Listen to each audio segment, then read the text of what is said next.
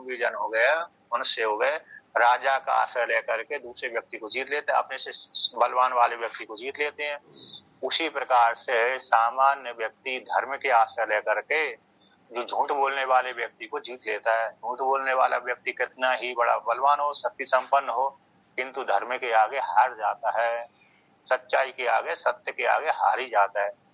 इसलिए उस जो सत्य बोलने वाला व्यक्ति है, धर्म का आचरण करने वाला व्यक्ति है, अधर्मी व्यक्ति को पराजित कर देता है। भली अधर्मी व्यक्ति कैसा हो, बहुत बलवान हो, संपन्न हो, धन से संपन्न होने पर भी और ताकत में संपन्न होने पर भी वह धर्म के द्वारा हार जाता है, धर्म से हार जाता है। यो वे ऐसा धर्म है, जो धर्म है, तथा सत्यम वही तत्व सत्य है, तस्मा सत्यम वदंतम अहोर। इसलिए सत्य बोलने वाले को जो सामान्य है, ब्राह्मण आदि है, धर्म वदती, इस प्रकार से कहते हैं ये धर्म बोल रहा है। धर्म वदंतम सत्यम वदती थी, कहते हैं जो धर्म बोलता है उसको सामान्य ब्राह्मण क्षत्रिय शूद्र देखने वाले सुनने वाले कहते हैं कि ये सत्य बोल रहा है। धर्म को करने वाला, धर्म में अभिमान करने वाला, आत्मा में धार्मिक हूँ, सज्जन है और धर्म बोलता है, तो ऐसे बोलने वाले को कहते हैं सत्यम वदती, ये सत्य बोलता है। धर्मम चर ना, हाँ, सत्यम वदती धर्मम चर, ये श्रुति वाक्य है, शिक्षावल्ली का वाक्य तैतृय उपनिषद में आता है। सत्य बोलना चाहिए, धर्म का पालन करना चाहिए, धर्म का आचरण करें। इसलिए तो भगवान इन्होंने वर्णन किया ना, मनुष्य, ये श्रुति है, सत्यम वदती सत्यम वद धर्मम चरा, उसी को ही मनु महाराज ने सत्यम ब्रूयात प्रियम ब्रूयात, न सत्यम प्रियम ब्रूयात, न अप्रियम सत्यम, न अप्रियम, है ना। ऐसा सत्य बोलना चाहिए और कैसा बोलना चाहिए, प्रिय बोलना चाहिए।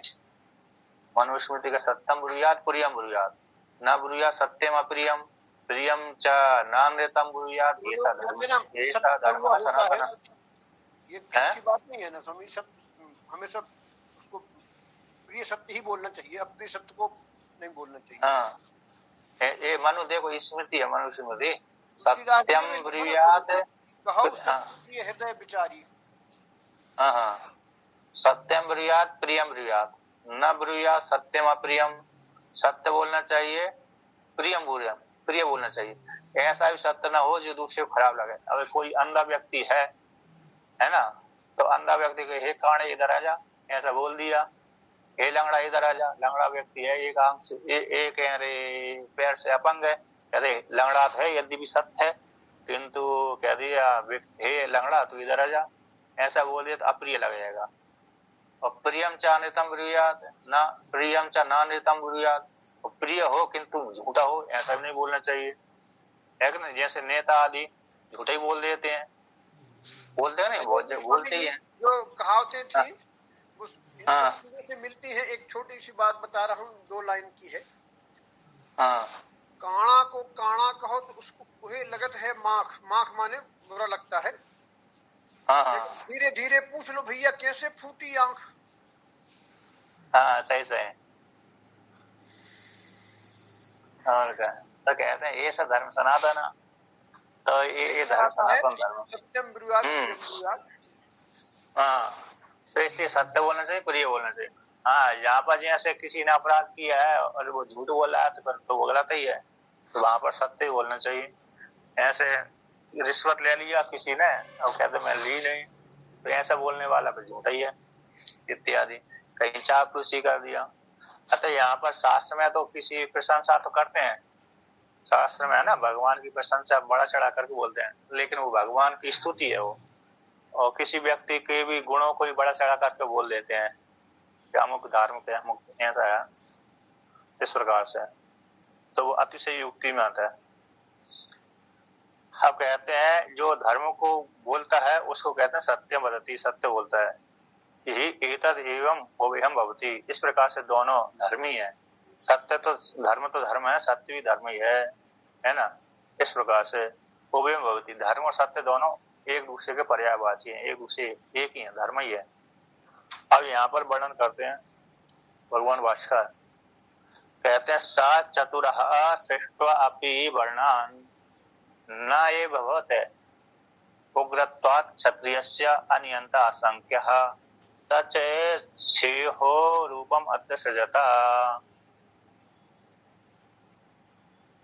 किम तद्वे धर्मः तद एतत् श्रेय रूपम सृष्टम छत्रस्य छत्रम छत्रस्यापि नियंत्री। तो कहते हैं सब ब्राह्मण ब्रह्म रूप जो ब्राह्मण है, अग्नि रूप जो ब्राह्मण है, उस ब्रह्म ने चतुरः सृष्टवा चारों वर्णों को। यहाँ पर कौन हो गया? अग्नि रूप जो ब्राह्मण था, जो इसमें प्रजापति ने जो अग्नि की सृष्टि करी थी, अतः प्रजापति अग्नि रूप में गया था, उसने ब्राह्मण वर्ण की उत्पत्ति, क्षत्रिय वर्ण की उत्पत्ति, वैश्य वर्ण की उत्पत्ति और शूद्र वर्ण की उत्पत्ति कर दी। तो चतुरः सृष्टवापि, चारों वर्णों की सृष्टि करने के पश्चात भी सृष्टि करके भी चार वर्णान न ये भवत है विभूति कर्म करने के लिए समर्थ नहीं हुआ। तो उसमें हेतु देते हैं, क्यों भाई क्यों समर्थ नहीं हुआ? कि उग्रत्वात् क्षत्रियस्य, क्षत्रिय का उग्र होने से, और कहते क्षत्रिय के ऊपर अरे कोई नियंता नहीं है, ऐसी आशंका करके। यदि क्षत्रिय के ऊपर कोई नियंता नहीं रहेगा तो क्षत्रिय वर्ण क्या करेगा? दूसरे को परेशान कर देगा। जैसे आपने अरे सांख्य तत्व कौमुदी में आता है कि 3 गुण है, सत्व गुण, रजगुण, तम गुण, ठीक है ना। तो सत्व गुण का अर्थ सूक्ष्म होता है, हल्का होता है। सत्वम लघु प्रकाशम इष्टम उपष्टकम चलम च राजा गुरु वर्णक मेव तमः। कहते हैं रजगुण तो चलन स्वभाव वाला है, सत्व गुण कैसा लघु और प्रकाश स्वभाव वाला है, उत्तम गुण कैसा भारी है।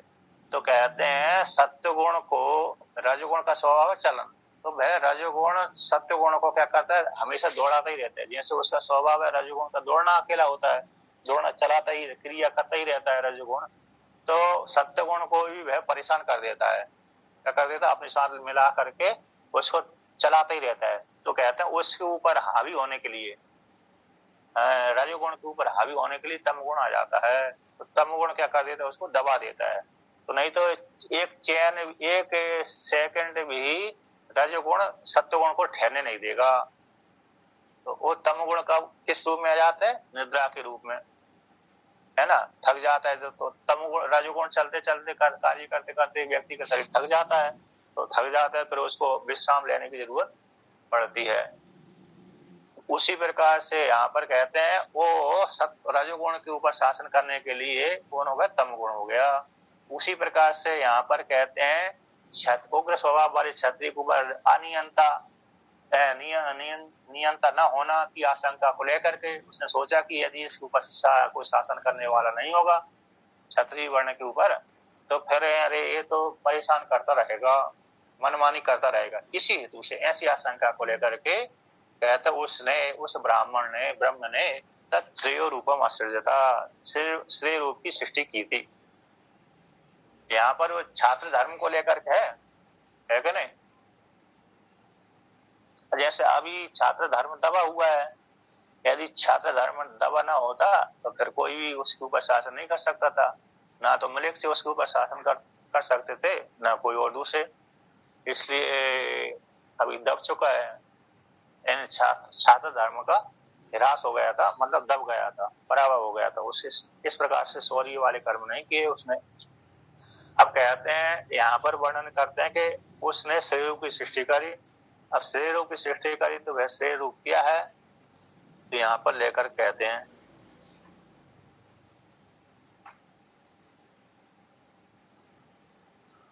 तत् धर्म है, वो श्रेय रूप है धर्म।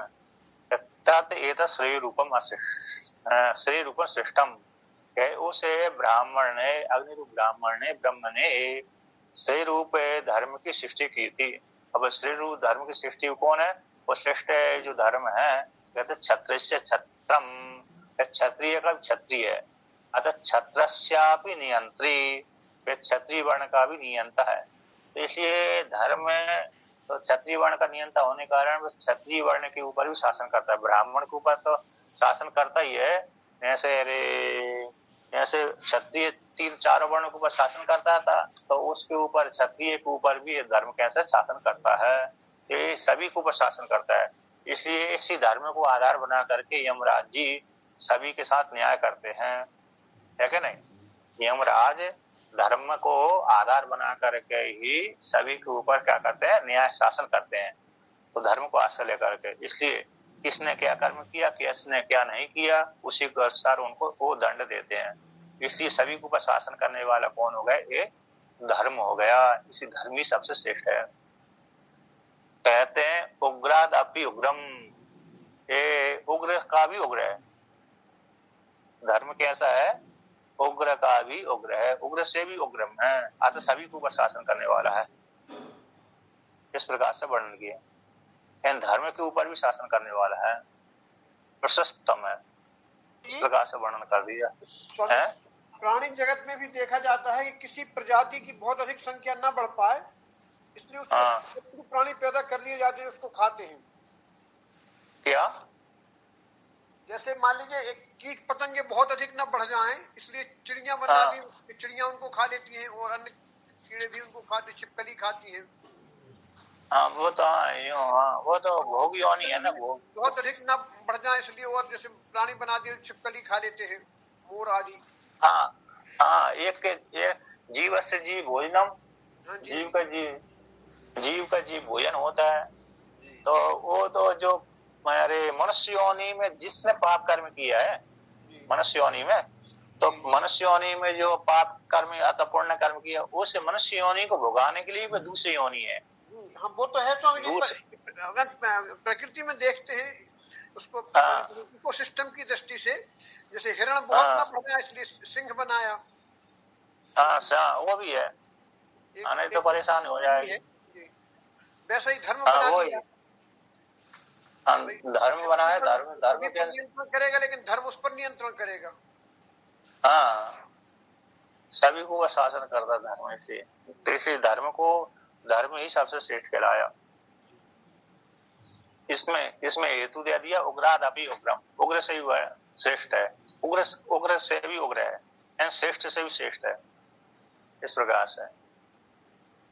तो कहते हैं यद धर्म हो यो धर्मस्य तस्मात् क्षत्रस्यापि नियंत्रित्वा धर्मात् परम नास्ति। कहते हैं जो धर्म है, यद धर्मों का अर्थ है यो धर्म, जो धर्म है, तो सबका उग्र का भी उग्र होने से, ऐसा जो धर्म कैसे उग्र का भी उग्र है, तेजस्वी से तेजस्वी है, सभी को शासन करने वाला है, से भी शासन करने वाला है। जैसे भगवान श्री कृष्ण को अरे एक जगह कहा है चोर, कहा है चोरों का भी चोर है ना। एक कवि ने श्लोक गाया है, चोरों का राजा, ब्रजे बसंत, चोरों का राजा, ब्रजे बसंतम नवनीत चौरम गोपांगनानाम च बुकुल चौरम अनेक जन्मा चित पाप चौरम चौराग्रगण्यम पुरुषम नमामि। कहते हैं ब्रजे बसंतम नवनीत चौरम, ब्रज में रहते हैं, वहां पर क्या करते हैं, चोरी करते हैं, नवनीत चौरम, नया जो मक्खन होता है ना, सुबह एक अभी माताओं ने मक्खन दही जो दही था उसको मंथन किया तो उससे नया मक्खन निकलता, ताजा नवनीत है। एक मुहूर्त तक, एक दो मुहूर्त तक है, एक मुहूर्त मतलब जो 40 मिनट 38 मिनट का एक मुहूर्त होता है क्या नहीं, तो 2-3 घंटे का, 3-4 घंटे का, तो एक प्रहर का, एक याम का प्रहर बोलते हैं। तो एक प्रहर के काल का, इतने काल का समय का अरे नवनीत कहलाता है। तो ऐसे नवनीत माताएं अरे मही निकाल कर दही को मंथन करके चली जाती थी कहीं कार्य करने के लिए, तो भगवान श्री कृष्ण आते थे, गोपों के साथ चोरी कर ले जाते थे। उसी को निमित्त बना करके कवि कहता है ब्रजे बसंतम नवनीत चौरा, ब्रज में रह करके माखन चोरी करते थे, नया ताजा नवनीत खाते थे, चोरी करते थे। तो ब्रजे बसंतम नवनीत चौरा। एक भक्त ने तो यहाँ तक कहा, हो तो लला होते जो लली तो करे कट जाते कड़ोरन के। कृष्ण भगवान के लिए कैसे बोल दिया एक गोपी ने, लाला हो और लली होते तो करोड़ों के गले कट जाते तुम्हारी सुंदरता के पीछे पाने के लिए। नहीं, राम जी के साथ तो ऐसे ही हुआ था। जी जी, अरे राम जी जंगल में गए थे। राम जी जब अपनी सीता को खोज करने के लिए, मतलब वनवास हो गया था राम जी को, तो अब वहां पर गए तीनों भाई, दोनों भाई और सीता जी साथ लेकर के। अब ऋषियों के दर्शन करते हुए गए तो वहां पर तो भ्रांति हो गई। ऐसे पुरुष पुरुष को देख करके, अरे स्त्री को देख करके पुरुष की मन में इच्छा हो जाती है। तो भगवान की सौंदर्य को देख करके वो वहां के रहने वाले जो थे ब्राह्मण आदि हो गए, तो उन्होंने कहा इतने बड़ा रूपवान और हमारा तो जीवन है, अरे यदि ये हम इनके स्त्रियां होते, हम यदि स्त्रियां होते तो इनके साथ विवाह करते। ऐसी उन तपस्वियों के मन में भ्रांति उत्पन्न हो गई वहां पर। तो राम जी ने देखा तो ये तो उल्टा ही हो गया स्वामी जी बाद में है। गोपी राम जी ने देखा तो मैं तो इनका कल्याण करने के लिए आया हूँ, इन मतलब शत्रु को संहार करने के लिए आया हूँ और राक्षसों को नष्ट करने के, राक्षसों को दंड देने के लिए, नष्ट करने के लिए आया हूँ। अब इन्होंने मेरे रूप को देख करके उल्टा ही विपरीत सोच लिया, यदि हम स्त्रियां होते और ये हमारे स्वामी जरूर होते, हम इनके साथ विवाह करते। तो राम जी ने उस काल में तो कहा कि तुम्हारी इच्छा हम भविष्य में पूरी करेंगे, है क्या नहीं। तो भाई फिर वो जो थे कुछ गोपियां बनी थी, यानी जो वृंदावन में पैदा हुई ना, वृंदावन ब्रज क्षेत्र में, तो वही गोपियां के साथ भगवान श्री कृष्ण ने रास किया था, विवाह नहीं किया था, क्योंकि विवाह तो भगवान श्री कृष्ण ने अलग से किया था 16,108, इनके साथ तो रासलीला महारास किया था। तो उन जितने भी ब्राह्मण आदि थे उन्होंने जो कामना करी थी हम उनके साथ बिहार अंग संग करें, तो वही महाराष्ट्र में उनको पूरी इच्छा करी थी। कुछ लोग स्वामी बड़ा अच्छा भाव कहते यहाँ पे। सुदामा जी ने कहा कि मैं तो गरीब था इसलिए अपने विवाह में क्या बुलाता, मैं तो बड़ा निर्धन था, लेकिन आपको तो बुलाना था अपने मित्र को। तो भगवान ने कहा कि एक भी शादी सीधे ढंग से हुई नहीं, बोले सभी बड़े विचित्र तरीके से हुई है, बोले कैसे बुलाता युद्ध में आपको। नहीं युद्ध कुछ शादियां भगवान श्री कृष्ण की विवाह तो जामवंत जी से 28 दिन युद्ध चला। अच्छा एक विवाह, कुछ विवाह भगवान के सीधे सीधे हुए हैं, यानी जैसे रुक्मिणी का विवाह, हाँ सत्यभामा का विवाह यार भगवान श्री कृष्ण साथ यो सीधा सीधा ही हुआ है, क्योंकि कन्यादान किया सीधा सीधा। सत्यभामा का जामवती का तो लेके आ गए तो पार्लियामेंट में हुआ था नहीं, वो हाँ रुक्मणी का विवाह तो यार हरण करके हुआ था, उसमें तो युद्ध चल रहा था, युद्ध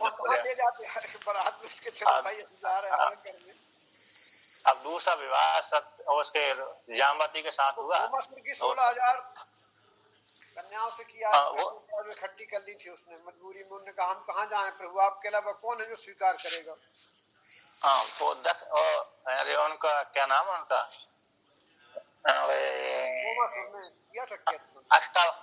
अष्टावक्र के द्वारा श्रापित थी वो 16,100 जितनी भी कन्या थी। हाँ अष्टावक्र के द्वारा वो श्रापित थी सारी कन्याएं, क्योंकि वो सारी अप्सराएं थी। अप्सराएं किसी काल विशेष में जा रही थी, कहीं 16,108 100 तो 16,100 जा रही थी, कहीं किसी उसी रास्ते से अष्टावक्र मुनि जा रहे थे। और अष्टावक्र मुनि को देख करके प्रणाम किया, प्रणाम करने के पश्चात उन्होंने उनके शरीर को ढांचे को देकर के व्यंग कर दिया। अब व्यंग कर दिया तो प्रणाम का फल तो अष्टावक्र ने कल्याण कर दिया, ऐसा बोल दिया दे दिया। तो बाद में उन्होंने जब आगे जा रहे थे पीछे उनकी नकल उतार दी तो अष्टावक्र मुनि ने देखा ये तो मेरी नकल उतार रही गोपियां होकर, मतलब अप्सरा होकर के। तो उन्होंने कहा जा तुम पृथ्वी लोक स्वर्ग लोक के अधिकारी नहीं, पृथ्वी लोक में जाकर के अरे नहीं, वहां पर जब जा रहे थे अष्टावक्र मुनि जा रहे थे किसी रास्ते से, उसी रास्ते से 16,100 अप्सरा जा रही थी। तो उन्होंने अष्टावक्र मुनि को प्रणाम किया। प्रणाम करने के पश्चात अष्टावक्र मुनि से कहा कि हमारी मन में इच्छा है, हमको आशीर्वाद दे, बताओ क्या इच्छा तुम्हारी, कि हम भगवान विष्णु को पति रूप से वर्ण करना चाहते हैं, ऐसा उन्होंने अप्सराओं ने कहा।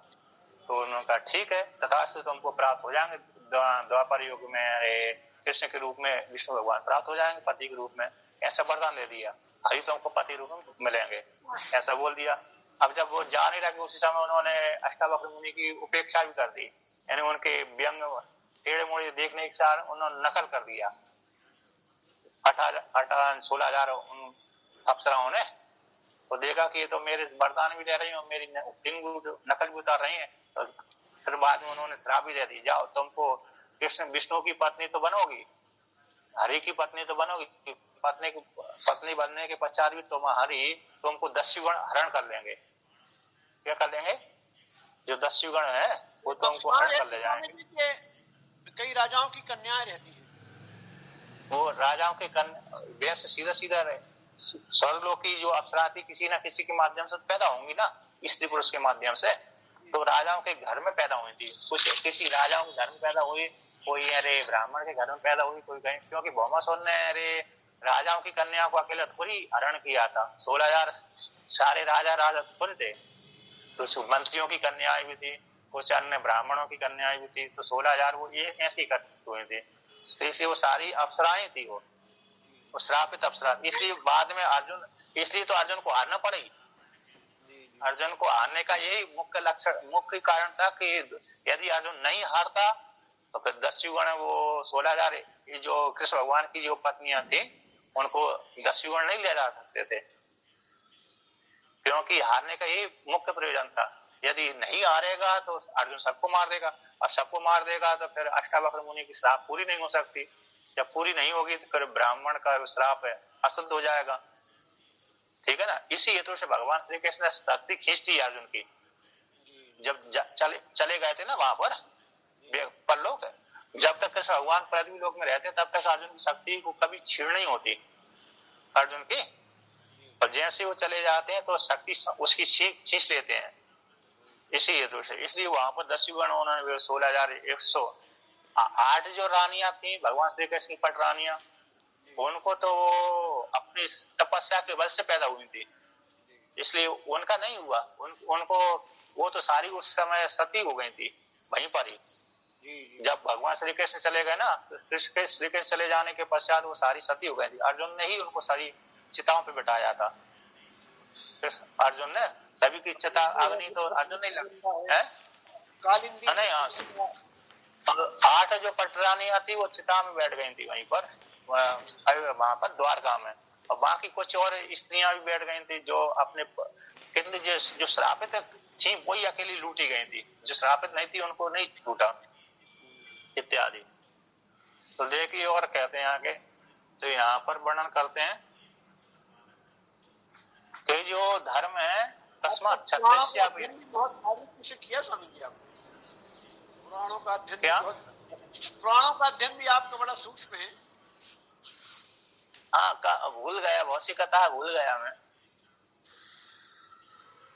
कथा पढ़ते कभी कभी रुचि थी, अभी थोड़ी रुचि कम हो गई, जो थोड़ा अरे मोबाइल के चक्कर में, मोबाइल नहीं वेदांत तो है, लेकिन वेदांत की इतर भी बहुत समय मिलता है ना, तो मनोरंजन कभी कभी करता है, तो उससे थोड़े विघ्न हो गया। तो देखिए, तो क्षत्रस्यापि नियंत्रित्वात्, क्षत्रिय का नियंत्रण है कौन, ऐसे धर्म में क्षत्रिय का नियंत्रण होने से धर्मात् परम नास्ति, धर्म से श्रेष्ठ कोई दूसरा नहीं है, तो सस्तम है। तो कहते हैं अब आगे वर्णन करते, तेन ही नियम्यते सर्वे, यानी क्योंकि उसी धर्म के द्वारा ही सारे कैसे नियोजित होते हैं, तेन उसी धर्म के द्वारा ही सारे जो प्राणी है, ब्राह्मण है, क्षत्रिय है, वैश्य, शूद्र है, ये चारों वर्ण ही उसी धर्म के द्वारा शासित होते हैं, धर्म के द्वारा नियमित होते हैं, नियमनते, धर्म सभी के ऊपर क्या करता है, शासन करता है। इसलिए देखता है कि अमुक व्यक्ति गलत कार्य कर रहा है तो देखने वाले व्यक्ति से डर जाता है ना। जैसे राजा है, राजा भी यदि गलत कार्य कर रहा हो, कोई दूसरा व्यक्ति देख रहा है वहां पर, तो राजा भी एक विषय में यदि भी राजा है, बलवान है, फिर भी वो डर जाता है, ऐसा कोई गलत कार्य करने लगता है, बड़ा नेता है, अफसर है, बड़ा गलत घोटाला कर देता है, तो दूसरा जब देख लेता है कि ये तो घोटाला कर रहा है, तो कमजोर व्यक्ति उसको पकड़ लेता है, तो कमजोर व्यक्ति के सामने वो डर ही जाता है, डरता नहीं डरता, डर जाता है। तो इसलिए वो कमजोर व्यक्ति के सामने, वो कमजोर व्यक्ति कैसा धार्मिक है, तो धार्मिक को लेकर के वो अरे क्या करता है, बलवान व्यक्ति डर जाता है। एक जगह एक इंदौर का उज्जैन का एक व्यक्ति है। अब वो उसको यारे क्या किया, उसने नौकरी करी पुरातत्व विभाग में, ओमकारेश्वर आश्रम से जुड़ा हुआ था। तो कहते हैं वो अरे जब नौकरी करने लगा, नौकरी तो बहुत दिनों तक नौकरी किया, 2-4 साल। इसके बाद वो रिश्वत लेता नहीं था। जब रिश्वत नहीं लेता तो उसके जो संगाती थे कहते भाई तुम रिश्वत नहीं लेते हो, तुम्हारे कारण हमको परेशानी होती है। अब वो क्योंकि आश्रम से जुड़ा हुआ था, महाराज जी से जुड़ा हुआ था, तो जुड़ने के कारण वो रिश्वत ली नहीं थी। इसलिए वो दूसरे अफसरों को परेशानी हो जाती थी। तो दूसरे अफसर कहते थे कि तू या तो रिश्वत ले या तो फिर नौकरी छोड़ो, हमको भी खाने दो, तुम भी खाओ, ऐसा कार्य करो। अथवा तुम रिश्वत नहीं लेते तो हमको भी नहीं लेना पड़ती है, हम भी सहन करना पड़ते हैं, इसलिए तुम या तो रिश्वत ले अथवा नौकरी छोड़ो। ऐसा उन्होंने अफसरों ने बोल दिया उससे। उसने कहा मैं अपने पिता से पूछ के आता हूँ, पूछूंगा फिर बाद में जवाब दूंगा। पिता ने कहा कि लोग आप बाद में फंसा देंगे, इसलिए तुम तो नौकरी छोड़ दो। उस ब्राह्मण ने नौकरी छोड़ दिया उसे। तो बाद में फिर देखा कि तो इसलिए वो कहते धर्म के कारण, रिश्वत न लेने के कारण भी तो धर्म के ऊपर चलता था, किंतु जो अधार्मिक व्यक्ति उसके कारण डर जाते थे जो रिश्वत लेने वाले हैं।